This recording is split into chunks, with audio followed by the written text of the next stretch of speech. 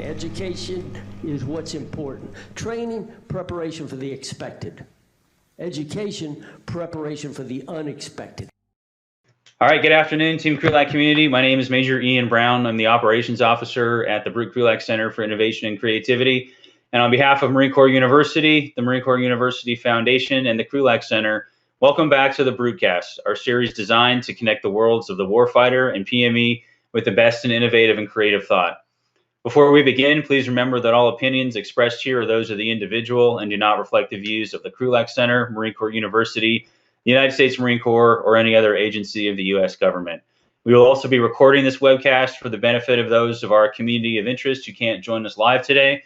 So we ask that you be mindful of keeping your microphones muted to avoid disrupting the conversation, as well as keeping your webcams off while you're not asking questions so that we can stream smoothly. This session will be mostly question and answer, so you'll have a chance to get your questions in there.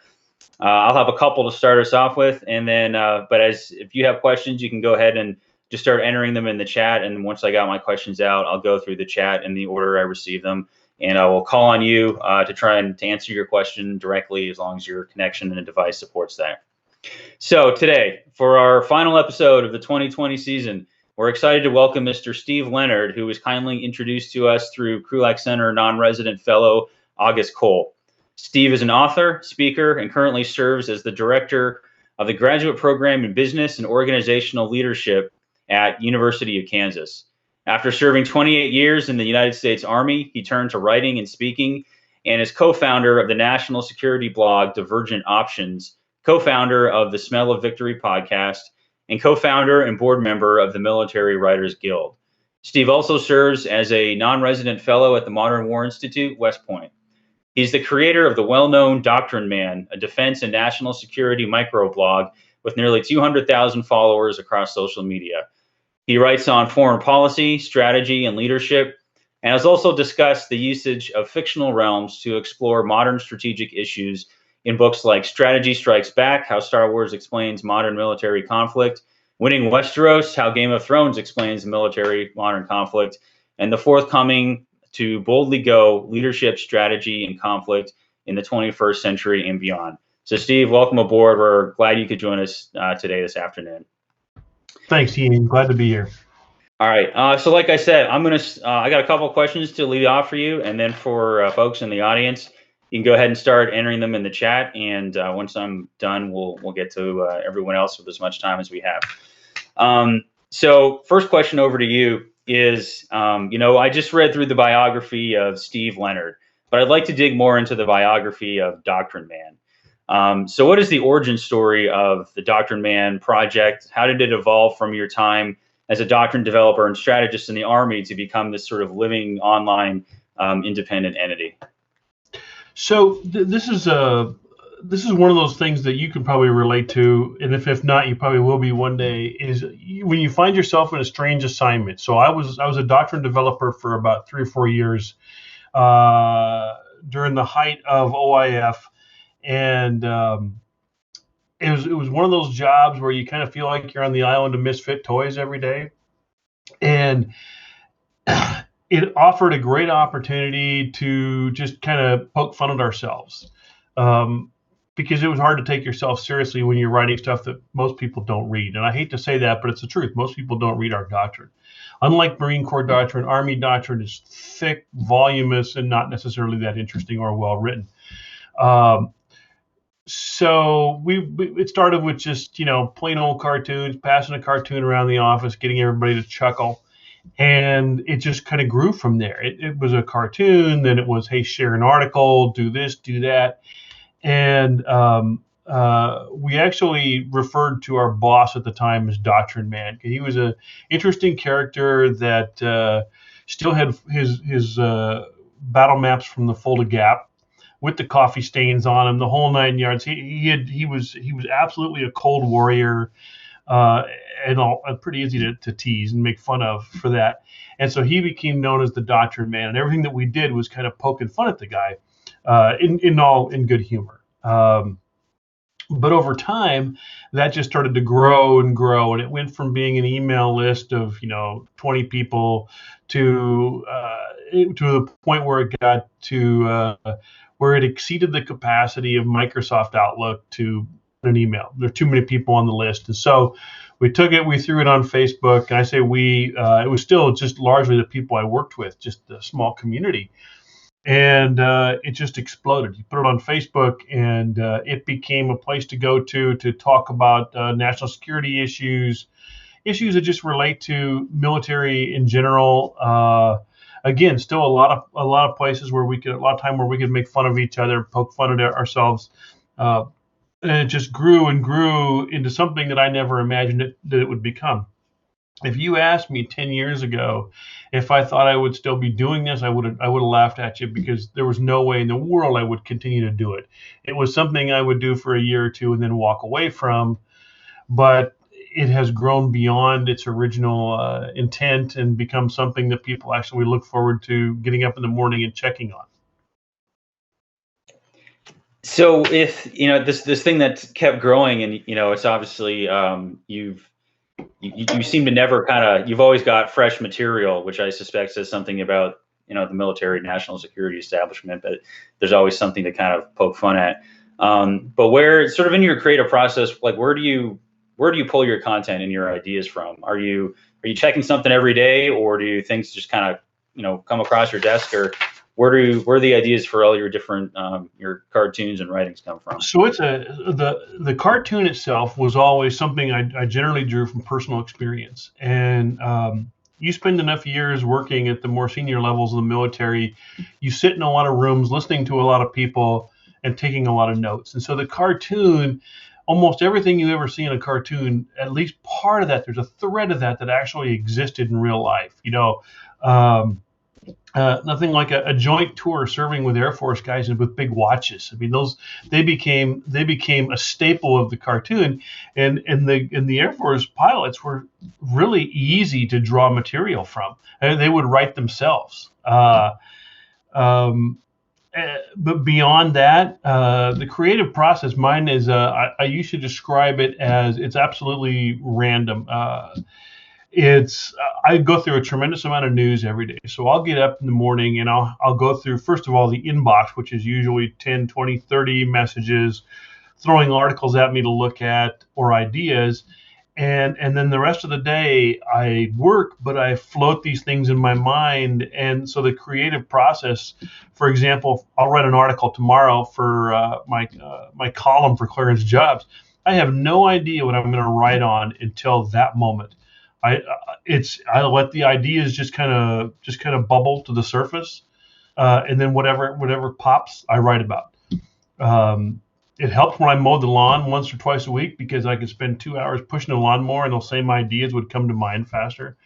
But it's very much spontaneous. I don't try to control the process of generating ideas. I just let it happen, and that's always worked well for me. Yeah, no, I hear you on the, going outside and doing random stuff and lightning just strikes. I think a lot of stuff I've gotten from my own writing ideas will be like, well, I'm out for a run or something, and then I got to stop and send myself do a message or a voice memo. So I remember what a great idea I had was while I was out there in the middle of the forest. So I want to talk a little bit about your sort of shifting from the the cartoon Doctrine Man and the one shots, poking foibles in the military, and looking at some of the sort of the larger, more extensive writing you've done that takes an unconventional look at modern or future conflict. So going back to some of the books we talked about in the introduction, you've got a chapter in Strategy Strikes Back where you talked about the Jedi and the profession of arms. And then in Winning Westeros, you had a chapter talking about the myth of the accidental strategist. So I'm from your perspective, what is the value of using fiction in this way? I mean, for military professionals, we've got 1 million written nonfiction books and articles and reports and stuff that we can all go and look at as part of our own professional development and to look at the problems of the world around us. What do we get as military professionals looking at these problems through this lens of fiction or science fiction or fantasy? Well, if it's relatable, then it works. And so, like, for example, when we did Strategy Strikes Back, the Star Wars universe provides an incredible metaphor to look at different aspects of how we lead, how we plan, how we execute, how we coordinate. And those metaphors are really powerful for telling stories. And then you can actually reach a much broader audience with that story. And it's something that so the chapter that I wrote in Strategy Strikes Back, it focused on the Jedi, but it also focused on the ethical nature of allowing someone else to fight your wars for you, and the ethical challenges with that. Now, if you walk up to somebody who doesn't really understand the subject matter, then you can draw on something like Star Wars and say, well, let's talk about Star Wars. And they'll say, hey, I've seen that, so let's talk about this. And you can put it in a context that they can understand and relate to. And the learning is there as a result.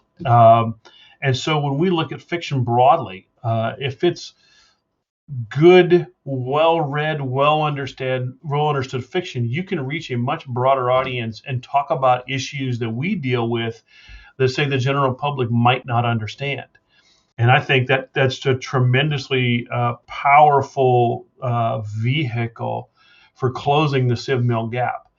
So, for example, when we go into to boldly go, the whole idea was to talk topics that other people relate to, but maybe not the same way we do, and use vehicles like Star Trek, Star Wars, Planet of the Apes, Firefly, whatever. You pull those metaphors in, and then you can bring in a broader audience and have a much richer discussion as a result. And it beats the heck out of trying to talk to somebody about Duffer's Drift or A Message to Garcia. Those are great stories, but you get beyond our community and they're kind of meaningless. If you can take the lessons of those stories and put them into a metaphorical context that they can relate to, everybody gets it, and it has much more broad appeal and attractiveness. So that's really where I go through with that, and it's a lot of fun to do. So in getting some of these concepts to a wider audience, now you just said that this helps translate some of these ideas to a wider audience of on the civilian side to understand certain military concepts. What's the reception been on the military side for works like this, looking at current and future conflicts or strategic problems inside the military, using the vehicle of fiction or fantasy? I think broadly it's accepted really well and people enjoy it and have fun with it. There's always a curmudgeon that looks at, say something like Strategy Strikes Back and, oh, that's just stupid. Star Wars strategy, and they blow it off. But those are rare. Most people really have fun with it. And then you can end up having these really interesting discussions as a result. You end up with some nerdy discussion about what would have really happened if you'd blown up a space station the size of the second Death Star over Endor. It wouldn't have just blown up in space. It would have sent debris down, killed all the Ewoks. And you end up in these oddball discussions that are just absolutely fun. They're entertaining, and it's a great way to just connect with people. Great. And again, I'll put out a reminder to everyone in the audience. You feel free to start entering your questions as today's going to be Q&A driven for us. I want to shift over a little bit to some of the other work you've done as looking at for example, your work in your founding and the management of the Military Writers Guild. I mean, I'm familiar with that, with some of the work that you do. But from the Krulak Center side, one of our regular projects is having writing contests and opportunities of different kinds. So what do you do? What does the Military Writers Guild do in that space? Sort of what is it going after? How can people contribute? And what kind of resources does it have to offer to prospective military writers? So I'm glad you asked that question, because that's actually a question we asked ourselves about 3 years ago. We were in the midst of a reorganization of the Guild, where the Guild had kind of just been it existed, but nobody knew why it existed. We didn't have a charter. We didn't have, any kind of structure. We organized a board, and then we started to attack these things. Because what we feel like is what the guild needs to be is a place where people who write about military related topics, and you don't have to be in the military to do that, you have a place that you can go to share your work, where others will pick it up and share that in turn and retransmit. You have a place where you can go to get ideas, get connections, get help with editing. You need a book agent. Hey, you drop into the channel for general and say, hey, I need help to connect to an agent.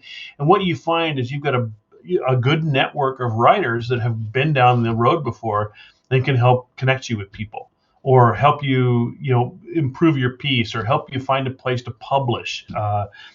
And that really ends up being a very powerful organization when it's firing on all cylinders. And that is something I think in the last 3 years we have actually transformed that organization from what it was now to a full-blown 501(c) nonprofit that really does a fair amount to support the writing community and continues to grow and develop. And the broader that network becomes, the better it serves the members. Great, and that dives into another question I wanted to ask. It was something I'd asked August about when he was on our webcast a couple months back. But we try and offer opportunities to the Krulak Center, and the Military Writers Guild is there as a potential resource that up and coming aspiring military writers can be. But to kind of take you back to your early days of trying to get your ideas expressed, what advice would you have for those in the military profession who have ideas of their own? They want a good idea, a creative thought, something, a strategic analysis or a tactical analysis, but they don't know where to start, and they don't know how to kind of get those ideas refined and then share to the benefit of a wider audience. And you've got the Writers Guild as another starting point, but as going back even more basically, how do you start to get those ideas written down and share to a wider community for someone who's never done it before? Boy, that's a tough question. That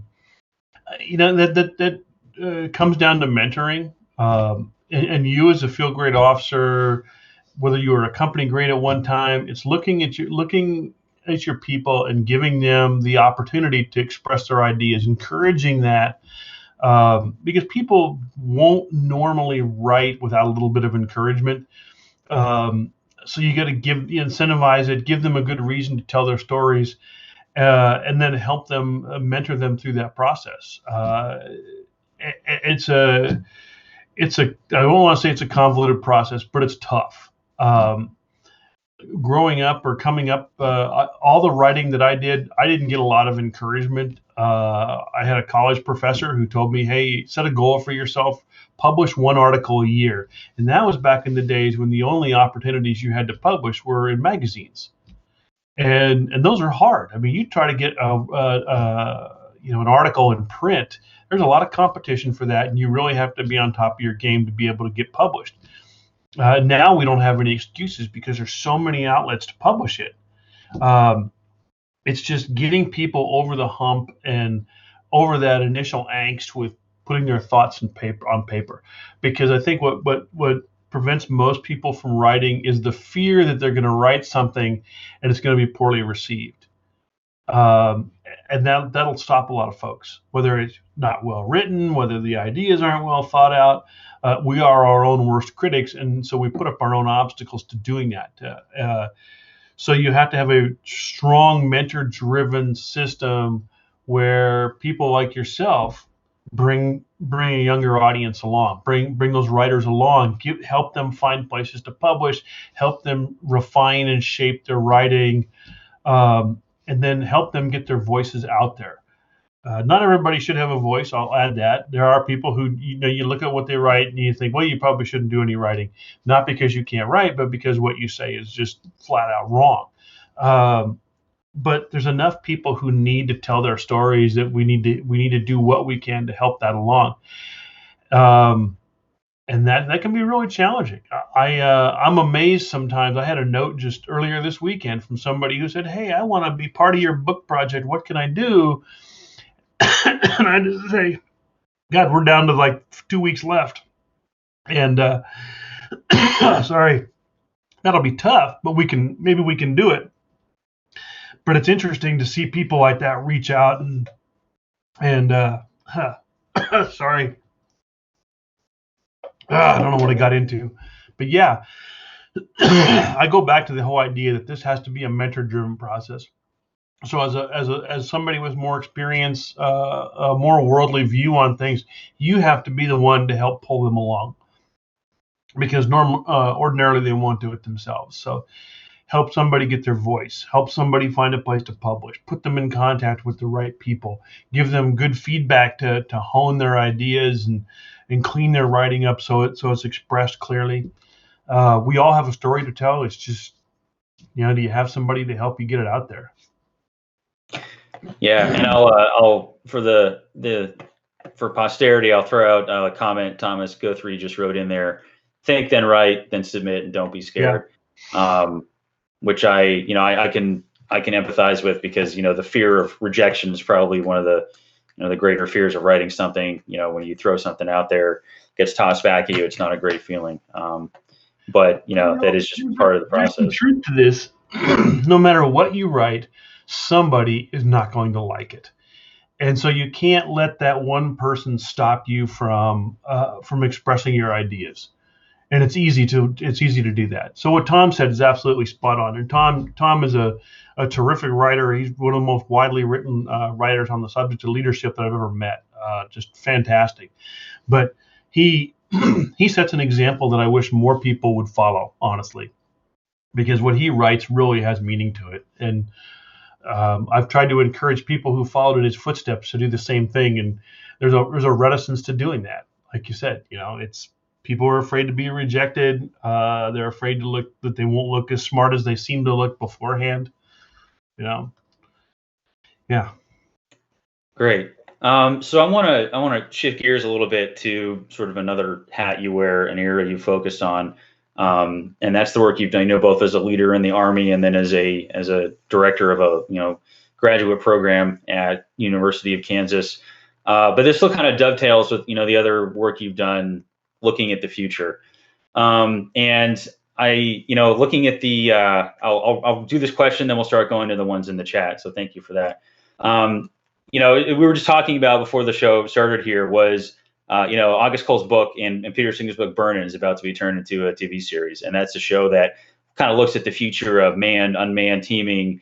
And in that case, sort of a more law enforcement, domestic terrorism view than a battlefield, but still, having a robot as your partner or your battle buddy, and then looking at other things going around in the world, in terms of the, massive cyber attack just executed on the U.S. government recently, shifting over to the Air Force. They just flew their first plane that, was ran under an AI algorithm.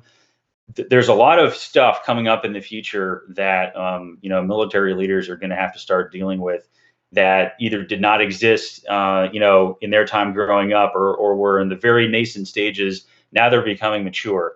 So what do you see as one of the biggest leadership challenges for those in the military and the national defense establishment here coming up in the near future? Well, that's a fair question. I'm a firm believer that if you ground yourselves in the fundamentals, that you're going to be okay. That you're going to adapt to change as it comes along.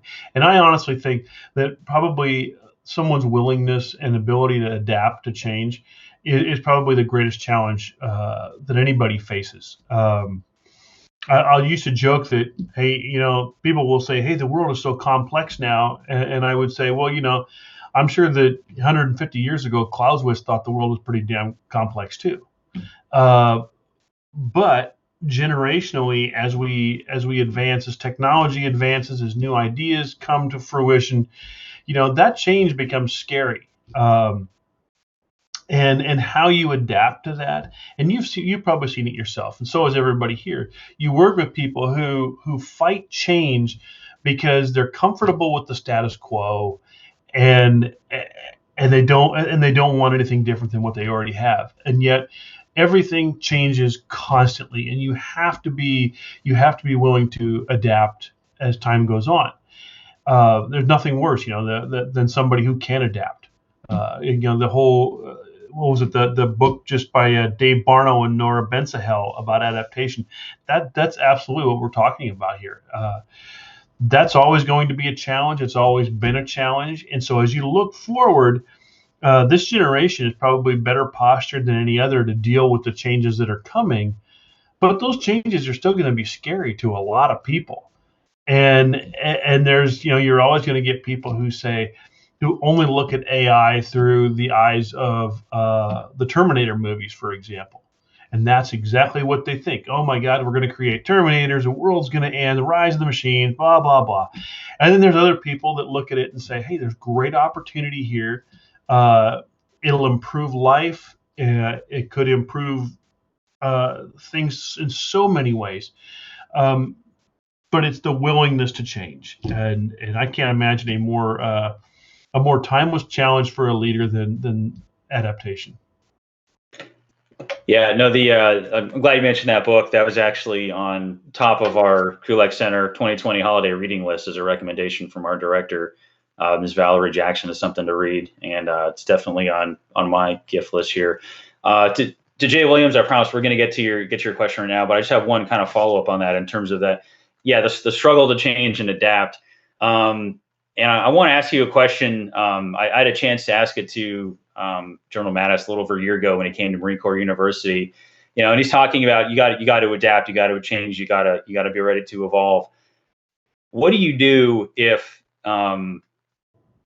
the environment that you're in, like that person who's in your organization just won't change, right? Like they won't embrace it, they won't open their aperture, what have you.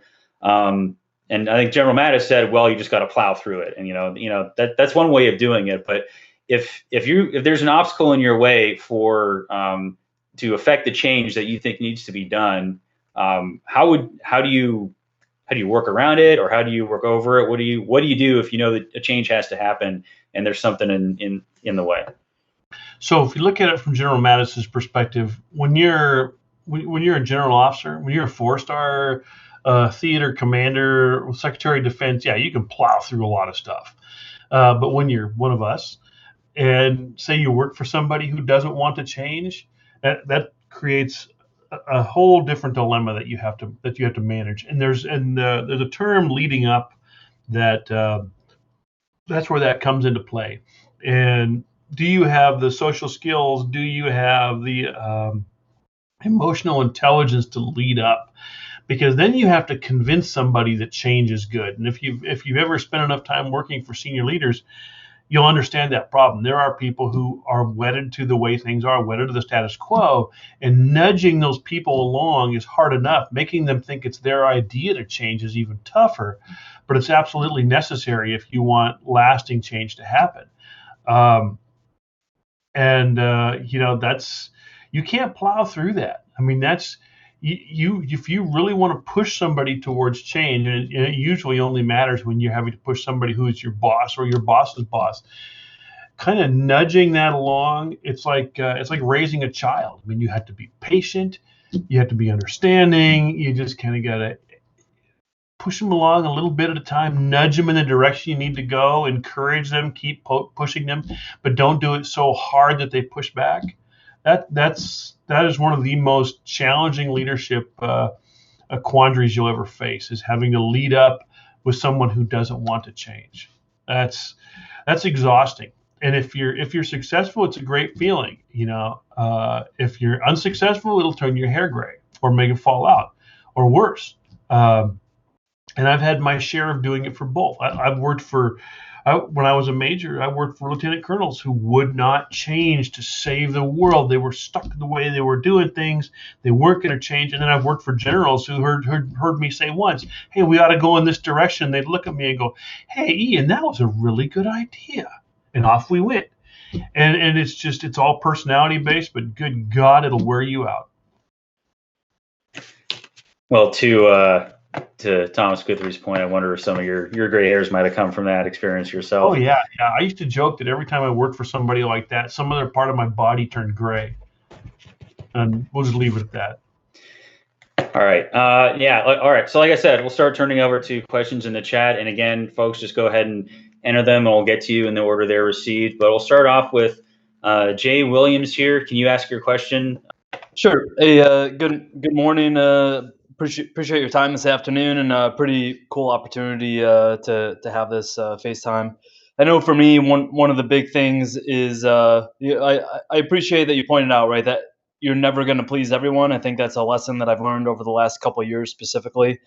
I used to fantasize that it was possible, but I'm now not convinced, and so I appreciate that. But the one thing that I still really struggle with is this idea kind of once you throw something out there, it's done. Like it's fixed in time once regardless of how you publish it, or we're using the word publish, but I know that's probably a more specific term than the breadth of what we're talking about here. But that's the thing that I really struggle with is once it's out there, it's kind of fixed and it's kind of done.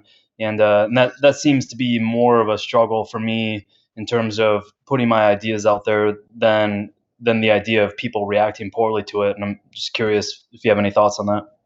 Oh, absolutely. So personally, I'm really goal oriented, and I always have been, and I don't know where that comes from, but your question really made me stop and think about the way that I like when I came in the Army and Reagan was president when I came in the Army. So Ian, you can laugh when you hear that, but so the idea that I would first publish in a magazine, so find a magazine to publish in, and then okay, the next time I write an article, I'm going to get a better magazine, and the next time I'm going to get one that pays, and then work your way down that line, and okay, I'll write a book chapter. I'll write another book chapter. Okay, the next one I'm getting my name on the cover of the book, and continuing to always be goal driven. Up my game. So, like, I don't have a project after To Boldly Go. I have ideas, but I don't have a project. But that idea is floating around out there, but it's going to be bigger. It'll have to be bigger until I decide I'm not going to do anything else like that. But I just continue to drive your goals. And so, like I said, I'll have a goal, and then the next time I want to do it a little bit better and a little bit better. It's I look at everything I do like taking a PT test. Okay, so I ran 2 miles in 15 minutes. Next year I'm going to run it in 14 minutes, and next year I'm going to run it in 13 minutes, whatever. Just constantly have goals and constantly push the bar up on yourself, because nobody else is going to push that bar but you, and the only person you ever compete with is yourself. And the more you push yourself, the more you can achieve, and the higher you can set that bar. And while you set that bar for yourself, other people are going to end up looking at you and going, "Geez, how the hell does he do that?" And that's how you got to live your life. And it pays off in the long run too, professionally, because a lot of people become complacent. And if you have a goal-setting mentality that drives you, then you will continue to exceed expectations to a point where it pays off professionally and personally. Hopefully that answered the question. Yeah, thank you. I appreciate the goal centric approach.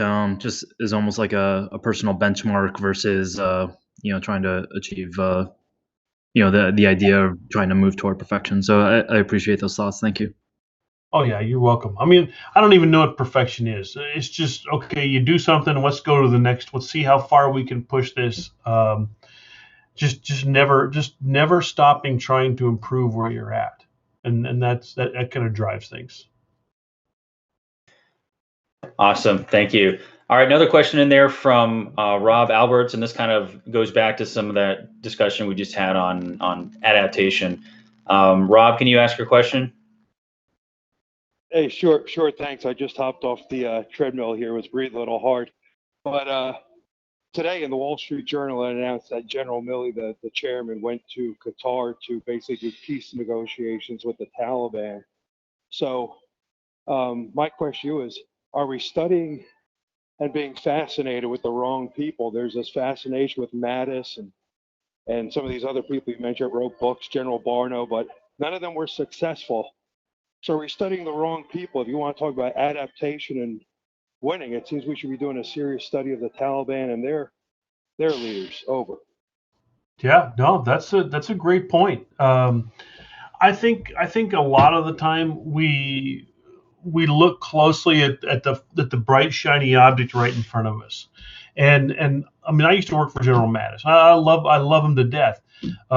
He's quotable, he's articulate, he's got a great personality, but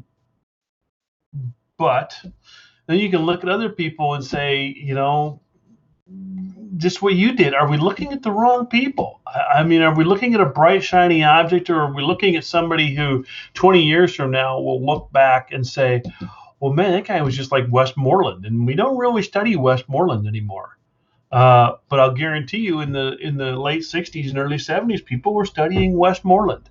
And it takes a couple of decades, I think, for people to look back and go, well, maybe we should have been spending more time talking about Ho Chi Minh than, create in the moment and then later regretted it. I mean, everybody raise your hand if you bought 3 cups of tea. I mean, that was the book to get. And now you look at it, nobody wants to touch that book because we've had enough time and realized that the stories behind it were BS.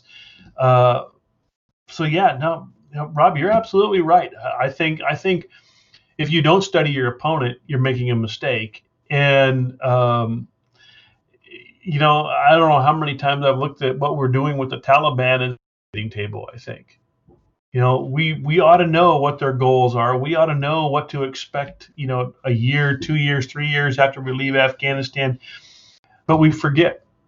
Instead, you get a Wall Street Journal article talking about General Milley, who, I think he's trying to do the right thing.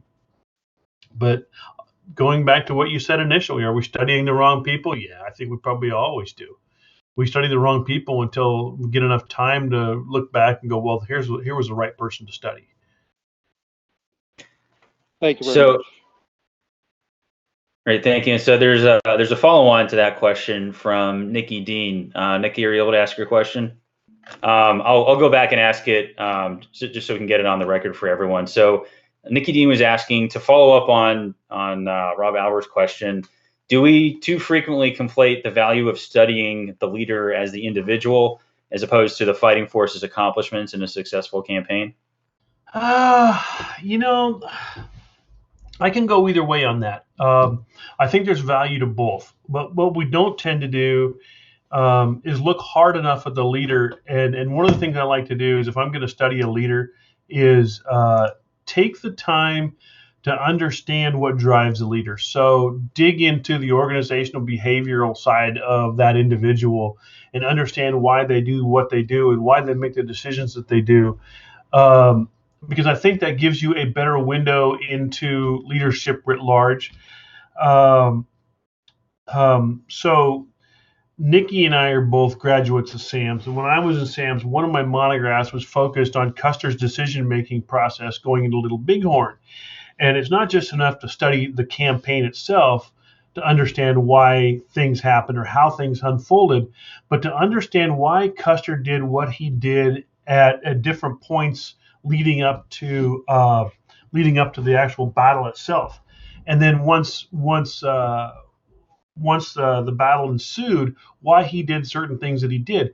And I think what that does then is it forces you to go back and say, look at the experiences that shaped that leader, and how those experiences shaped who the leader became, how they make decisions, how they think, how they react. I think that's a level of detail you have to go to, and nobody ever likes to do that. On the other side of it, yeah, but I think you have to bring the two of them together. You can't just look at a campaign and pull the leaders out. You have to put the leaders in and say, okay, well, this is why Robert E. Lee did what he did, and this is how he thought, and how he made decisions, and how that mental process worked. And I think that opens up a whole new world of discussion for you. So you can't just look at a Black Hawk Down situation through a black and white lens. You need to peel back the onion and understand why different people did different things, and that gives you a better appreciation for the entire campaign, or the battle, or the engagement, or whatever. I just think you have to really broaden your aperture. Great, thank you. So we had a few back and forth in the chat here, but I'll just ask this one out loud here, just so it just sort of streamlines. So Kevin Rochefort was asking more about the leadership book we talked about a little while ago that was on our Krulak Center holiday reading list, and you recommended it, and that was the by Barno and Ben Sahel, The Adaptation Under Fire: How Militaries Change in Wartime. And his question was, why do you recommend that particular book? What differentiates it from any number of other books on military adaptation and change? It does nothing. Honestly, you could probably pick up any number of books. I tend to read a lot of books on a single topic just so I get different perspectives. I don't like to just read, say, you look at my bookcase, and I'll have 5 books on, say, the intelligence that we used to declare war, or to go fight in Iraq, to invade Iraq in 2003. I don't want just a single perspective. I want to hear what different people have to say, how they approach it. So I have a broader, a more full picture of the situation in my mind. So I think with Dave Barno, I kind of understand where he's going to come from. I've known him for years. He's going to come from a certain direction. Nora kind of adds a different twist to that, which I think makes the book a good read. But honestly, you wouldn't want to read that book by itself. I think you want to pull up, say, for example, not just military adaptation, but adaptation in business, adaptation in different. Hell, pick up a book on evolution and dig into evolutionary theory and how adaptation plays out over time. That stuff is really interesting, and you can pull the same metaphors that we talked about earlier by reading a book about how Neanderthals died out. You can pull that and apply that to us today. Their inability to change, or whatever struck them 20,000 years ago, it's that mindset still exists today. It's not that simple, but honestly, you can read 5 or 6 different books on adaptation and probably get almost the same thing, but you get better perspective. So theirs was a good book to add to that pile. Yeah, sir, and it's certainly there's the sort of the basic chronology of things too. Or like I don't know if anyone has done an extensive assessment of how the U.S. military adapted or failed to adapt in its recent conflicts. So it's always good to see, what we did recently compared to what we did back in, maybe World War II or during Vietnam. Okay, from another question from Nyla Mengel. Can you ask your question? Oh, I'm sorry. She said if I can read this. Can you hear me, Ian? Can you hear me? Yep. Okay. Go ahead. Yeah. Hi, I just wanted to, and maybe this is for both of you, I don't know, but certainly for Steve, what is the role that you believe publishing or public speaking plays in helping those that are returning from war? Is telling your story for some therapeutic in a way that we are starting to realize, or have we always, I think about With the Old Breed, but it took him an awful long time to write that book about his experiences in the Pacific. So I'm just wondering if it's, your encouragement to do this is also therapy for those who, and they may not even realize it, for those that have been to war. Yeah, I never really thought about it that way until more recently. For me, telling those stories, getting out and speaking to audiences was a great way to connect to people. But in the same vein, writing your stories or telling your stories, you kind of preserve your own legacy, because nobody's going to tell your story for you. So you've got to get out there and do it. But at the same time, just doing it, once you connect to an audience, you give them a voice too, and then they want to talk. And I think the richness of that event has a great therapeutic power to it. Because there are people who need to talk about things. And I'll use an example of, about a year ago, I met a man who was a survivor of the USS Liberty incident. And if everybody remembers, that was the attack on the USS Liberty in the Mediterranean, 1967. It was a very politically charged event, but he and I had a conversation, and it has led to a year-long discussion. I knew about the USS Liberty. He wanted to start something where he could preserve the legacy of the Liberty.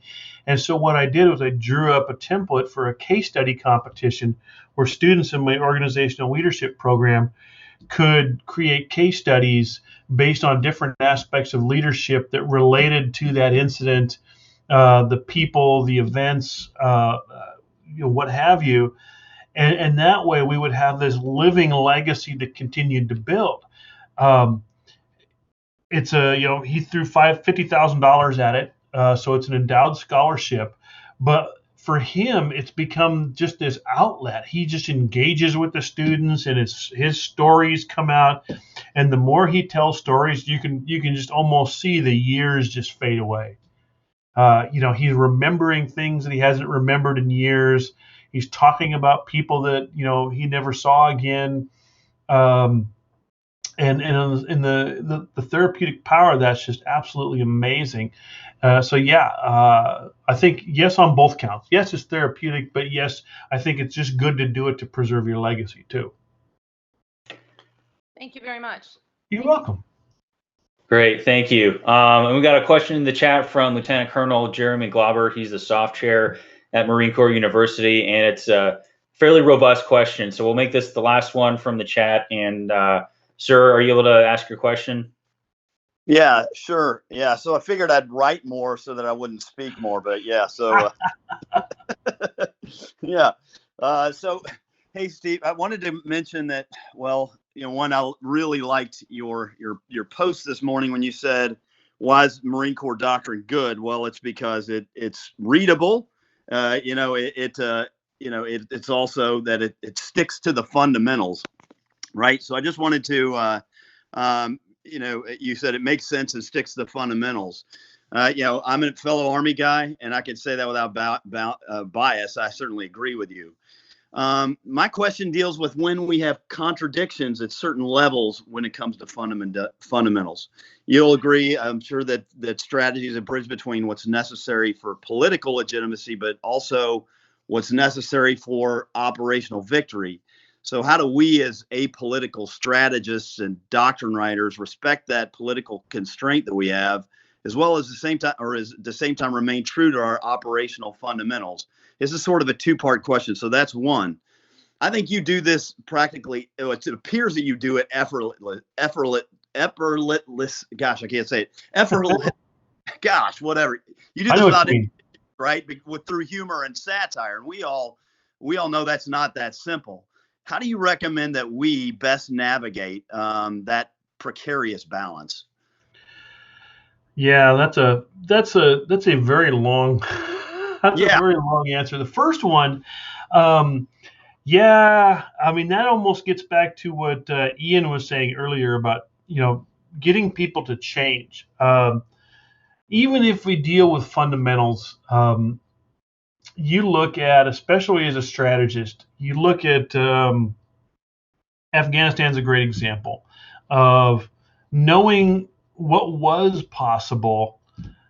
And within a reasonable time frame, you can see it, but then you have somebody say, "Well, no, we're going to set policy, and our policy is, we want people voting, we want this, we want that," and I want a peaceful, democratic, thriving Afghanistan, and you got 20 years to do it. Yeah, it's not going to happen, And I think that also gets to kind of what Ron's other question about Bulger's book. We've dealt with this for a while, that the people that you count on to take the blunt truth forward just aren't able to convey that in a way that makes sense. How many people did we see go up before Congress and brief a new plan every 2 years for Afghanistan? I mean, it was just a parade. We joke about the movie that with Brad Pitt where they did that, but that was reality. I don't know that there's a great way to get through that. We know what we need to do. We know what needs to be done. But I swear to God, don't you ever get tired of saying, "Hey, look, there's other letters of the instruments of national power besides the M, and we Yeah. should use them." Mhm. But oh yeah, we're the easy button, and we always have been, and we won't say no when somebody pushes the button, and so we end up in these impossible situations. And then you have people who will look back and say, "Look at all the generals that failed." Yeah, well, yeah, okay, maybe they failed, but at the same time, people were moving the goalposts every year and saying, "Hey, go ahead, kick the field goal. Oh, we moved him. Kick it again. Try it again," and it just doesn't work. And the other part of your question, yeah, I think the humor of that is really just it's probably the end result of years of frustration. Yeah. Because that's where it comes from. It comes from dealing with situations where you couldn't solve problems, or you're sitting in front of a 4-star general explaining to him, why did specialist Brown try to start a Humvee with a squirrel? I don't know. And we have more important things to talk about. But those are the kind of things that, I mean, all you can do at the end is laugh. I spent a year working working out of the Baghdad embassy, almost a year, in 2012, and this gets to exactly what you're talking about, because we would have a great plan for doing something, hey, we're going to do this, whatever, and then the embassy would come along and say, we think that we need to get every Iraqi officer who's ever been to school in the United States, bring them here tomorrow and explain to them how elections work. And they wouldn't take no for an answer. And you'd be like, well, I really have other things to do. I need to go down to the Minister of Defense's office, and I got this to do. No, why don't you start calling everybody? Because I don't have a list, and I don't know who to start calling, and nobody's going to come there tomorrow so we can tell them how the election process works, because they don't give a shit. Mhm. But we would waste an incredible amount of energy doing something silly instead of doing something that might actually have had long-term value. Yeah. And so at the end of that, what you end up with is a lot of cartoons and speak in concrete language. Yeah. Yeah. So yeah, I mean, I don't know. That's a tough question, to be honest, because that's one where you could probably down a 6-pack and have this conversation and probably still not come to a resolution. Yeah. Well, hey, thank you. That does help. You're kind of welcome. Yeah. Yeah. No, it's a hard answer. I think that's probably why I asked you that. But I will say one thing though, and that's, I wanted to say this. For those of you who don't know, what we were talking about Marine Corps doctrine was the Marine Corps McCitic released the MCDP for competition. And it's like, whenever I see the Marines do something like this, it's like, why can't everybody be like the Marine Corps? Because, hey, we're going to have this big discussion of great power competition. So what do the Marines do? They write a little book about competition, what it means, what goes into competition, all the fundamentals of competition. And it's not flashy, and it's not long, and it's an easy read. But the Marines always do what makes sense when it comes to doctrine. And it doesn't matter what it is. You pick up a book and you're like, yeah, this makes sense. And I joke about, they're all written in crayon. But the truth of the matter is, long before we ever thought about it, the Marines could package all their doctrine into a little box and they would take it with them. And everything that was important to know was in that box. And the Marines I went to SAMs with always carried their little boxes around, and those things were like gold. And God, if we could do the same thing, every service could do the same thing and be a far better place. Mm-hmm. Hey, thanks a lot, Steve. You're welcome. Yeah. Ian, that was a plug for the Marine Corps too, by the way.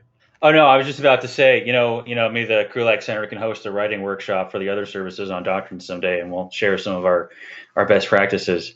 So that brings us to the bottom of the hour here, and I want to just throw a couple last minute questions at you, and then we'll close it out and respect everybody's time. So You kind of hinted at it a little bit earlier on. So what projects are you working on right now that we can look forward to in the new year? And then second, but in reverse chronological order, what else is on your Christmas reading list right now that you think people should crack open?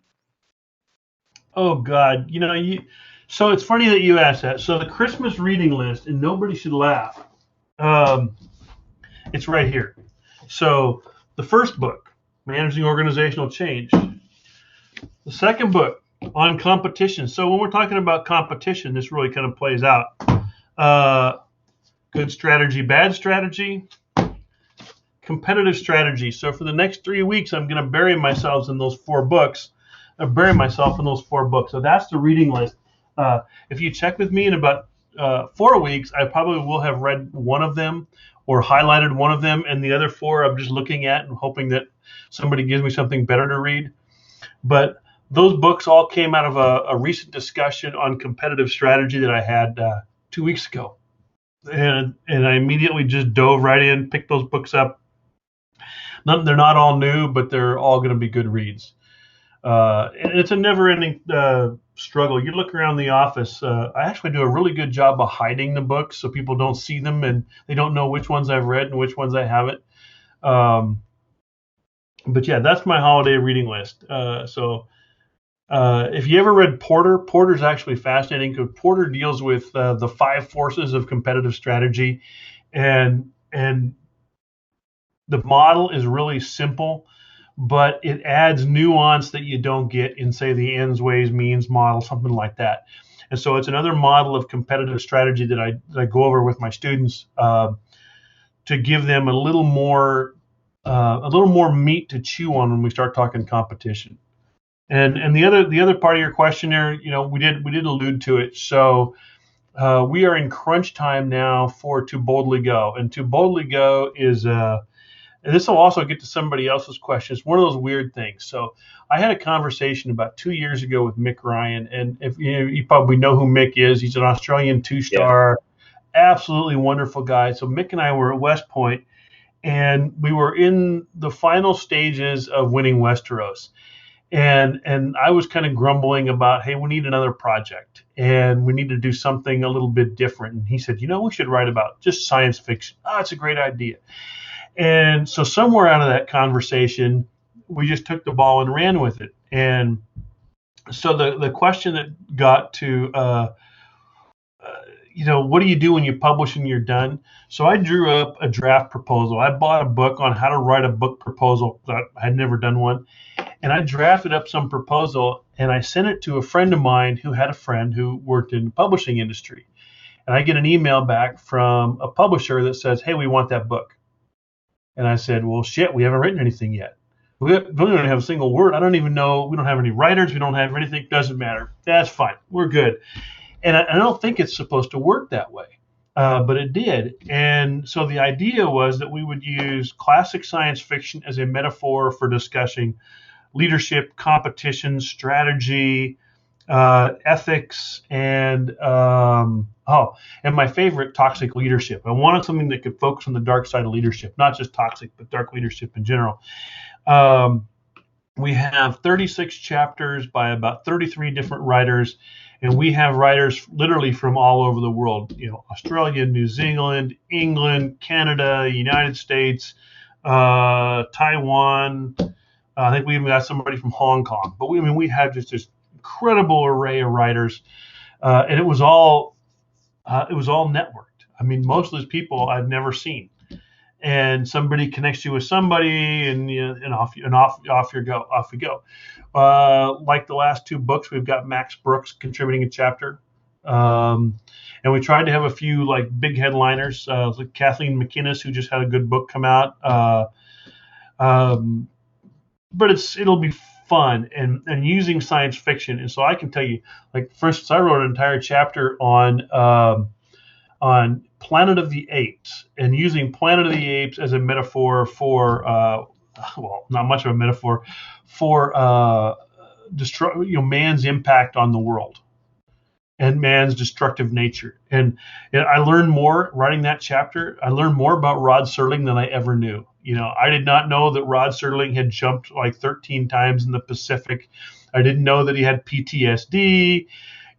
All these little things you learn about people, and so it makes it all worthwhile. So that's the big project. It'll publish late next fall in time for the holiday season, and we wrap up editing next month, which is always fun. If you've never edited a book, oh my God, it's a painful process.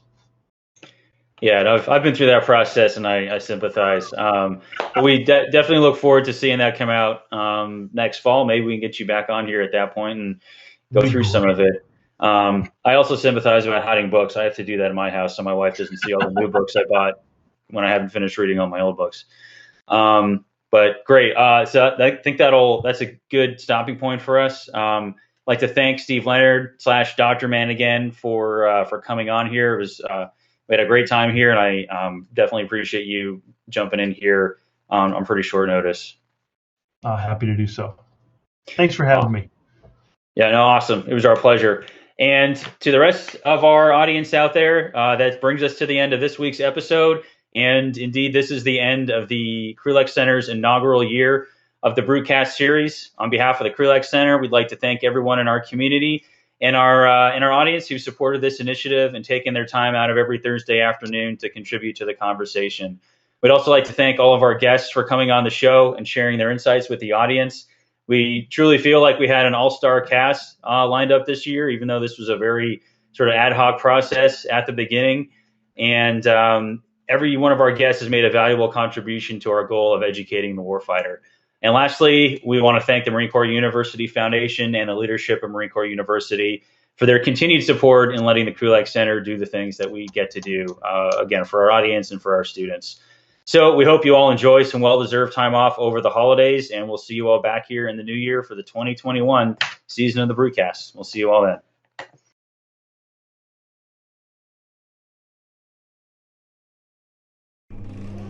Education is what's important. Training, preparation for the expected.